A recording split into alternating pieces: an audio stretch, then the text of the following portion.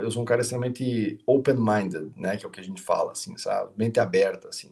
Primeiro que, assim, eu já via uma certa necessidade para utilizar a telemedicina antes mesmo de a gente ter a liberação. Dentro da Amplimed, a gente começou a trabalhar isso alguns anos antes da liberação, porque eu cheguei para o pessoal de desenvolvimento e nossa diretoria e falei, gente, a gente precisa fazer, há uma necessidade para a gente poder fazer o que a gente chama de retorno online. O que é isso? Eu já fazia a primeira consulta com o paciente presencial, fazia o exame físico e tudo mais, e eventualmente eu pedia um exame de imagem, uma ressonância, alguma coisa, e muitas vezes aquele paciente de fora, ele tinha que me mandar o exame, ou eu tinha que chegar no consultório, ver o exame, né, num retorno presencial, digamos assim, né, ver esse retorno e falar para o paciente, olha, tá bom, aqui é uma discopatiazinha leve, o teu tratamento é fisioterapia, depois a gente vai passar para uma academia, para um reforço, assim vai. Então, muitas vezes a gente percebia que aquele retorno de consulta do paciente era um retorno até um pouco curto e o deslocamento era muito grande. Então, eu tenho muito um nível regional, assim. Então, eu tinha pacientes de 200, 300 quilômetros longe que chegava para uma consulta de 20, 30 minutos,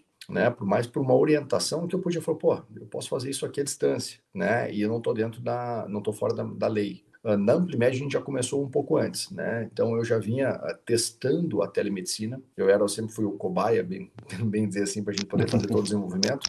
Eu já vinha testando isso numa forma de retorno online. Então, quando virou a chave da telemedicina, por causa agora da questão do Covid, eu já vinha tendo um pouco mais de experiência de uso, né? E comecei da forma mais simples, que foi fazendo um retorno daqueles meus pacientes que eu já atendia presencial. Então, eu vejo que a medicina tem um futuro muito amplo.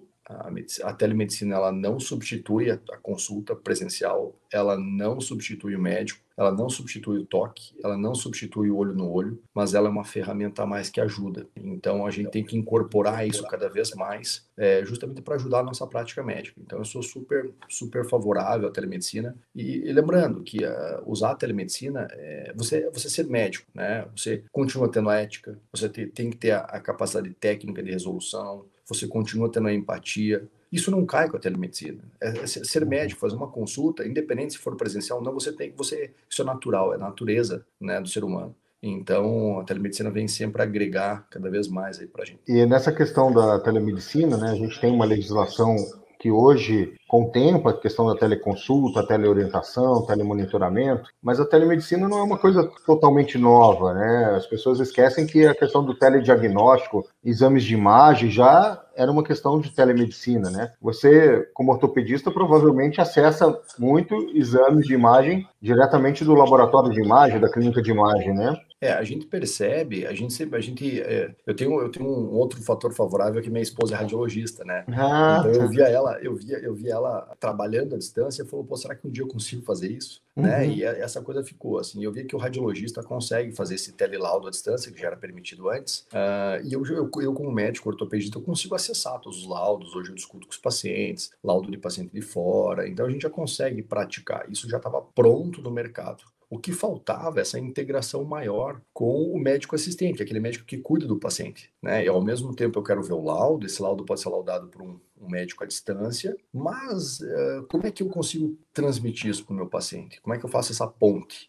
Uma coisa é o paciente ter o login e o acesso da senha dele para ele acessar um exame de imagem, mas ele vai ver o laudo, ele vai ler o laudo é descritivo, ele não consegue interpretar aquilo. Então, hoje com a telemedicina, à distância, o que eu faço com meus pacientes? Eu mesmo acesso, compartilho tela com aquele paciente que está fora, da 200, 300 quilômetros daqui, e vou mostrando para ele, olha, essa aqui é uma discopatia degenerativa, isso aqui é uma herniazinha de disco, é uma protusão pequena, teu caso não é cirúrgico, isso aqui está teu nervo, isso aqui é o corpo vertebral. Então, eu estou usando do acesso dos exames de imagem como um radiologista, mas como médico assistente fazendo a interpretação para o quadro clínico do paciente. E o paciente adora isso, né? Porque, pô, alguém está me explicando aquilo ali que eu tinha um acesso. Então, essa integração do exame de imagem com o médico assistente, ela precisa ocorrer, né? E ela está ocorrendo agora nessa forma da telemedicina com a teleconsulta. Então, isso é extremamente favorável. Nossa, legal. Isso é importante porque ganha tempo, encurta distâncias, e você tem a questão também, como você falou, né, do paciente poder ser acompanhado pelo médico na hora que recebe um exame. Porque a gente sabe que muita gente às vezes fica curioso, abre o exame, lê um exame descritivo e gera uma ansiedade porque ele não entende aquilo. Então é muito bom, isso também, a telemedicina pode ser usada dessa maneira, né? Na ortopedia, vocês é uma especialidade clínico também cirúrgica, né? Tem a parte clínica, mas tem a parte cirúrgica. Você vê possibilidade também de uso da telemedicina na questão de uma avaliação de um paciente pré-operatório ou um pós-operatório tardio? Como você vê essa aplicabilidade? Bem, essa é a maior pergunta, assim, eu já tenho participado de várias lives e através da própria Amplimed nós participamos de vários congressos de telemedicina, do Telemedicine Summit, e vendo não só a minha experiência, mas a experiência de outros médicos. Porque a pergunta principal é, você como ortopedista, que tem uma especialidade predominantemente baseada no exame físico, você consegue fazer uma teleconsulta, você consegue ajudar seu paciente, e aí eu sou obrigado a falar algumas coisas que cabem da realidade, assim, por mais dura que seja. Eu consigo, mas assim, eu gosto de deixar claro que a telemedicina ela é uma ferramenta que o uso dela, muitas vezes ela parece ser mais fácil para o médico jovem, mas na realidade não é. Quanto mais tempo você tem de medicina, de especialidade, mais fácil você consegue praticar a teleconsulta. Talvez uma certa experiência, falar assim, mas um senhor de 55, senhor, né? Se eu falar senhor, eu fico bravo, mas 55, 60 anos de idade, ele consegue fazer uma teleconsulta? Eu te digo que a capacidade técnica talvez seja melhor do que o cara mais novo. A única questão é ajuste de ferramenta, e hoje as ferramentas estão cada vez mais fáceis, né? A gente na Amplimed a gente consegue fazer isso todo o prontuário em tela única com a telemedicina. Então, cada vez mais a gente está fazendo que a usabilidade seja mais fácil. E com isso, aquele médico que tem um pouco mais de experiência, de cancha, que é o que a gente fala, ele consegue exercer melhor a telemedicina. Por quê?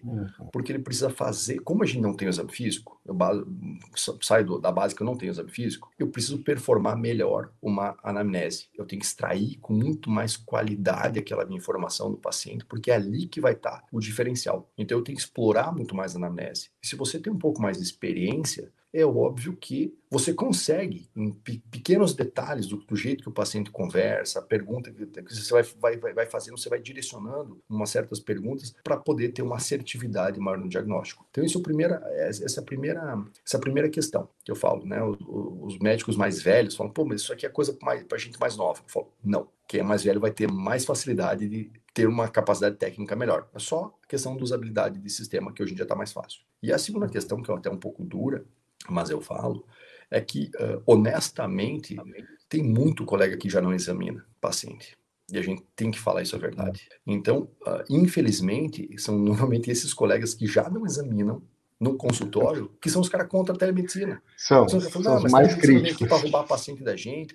Não, pera só um pouquinho, faça uma análise crítica, assim, da sua própria prática, sabe? Então, assim, eu examino meus pacientes. E quem é meu paciente está assistindo aí, quem sabe, eu examino. Isso todo mundo sabe que eu faço isso. Agora, quando eu não tenho o exame físico, eu tenho que explorar mais a anamnese, eu tenho que explorar mais os recursos de imagem, de diagnóstico, eventualmente com exames complementares, mas eu também consigo, na ortopedia, praticar alguns exame físico à distância. A gente tem hoje plataformas que ajudam a gente dentro da ortopedia, já validadas, e na parte de cirurgia de coluna também. Então eu consigo sim praticar um exame físico direcionado, né? Obviamente não sou eu tocando o paciente, mas é o paciente se filmando, um auxiliar ajudando. Então tudo isso assim a como você praticar telemedicina na ortopedia.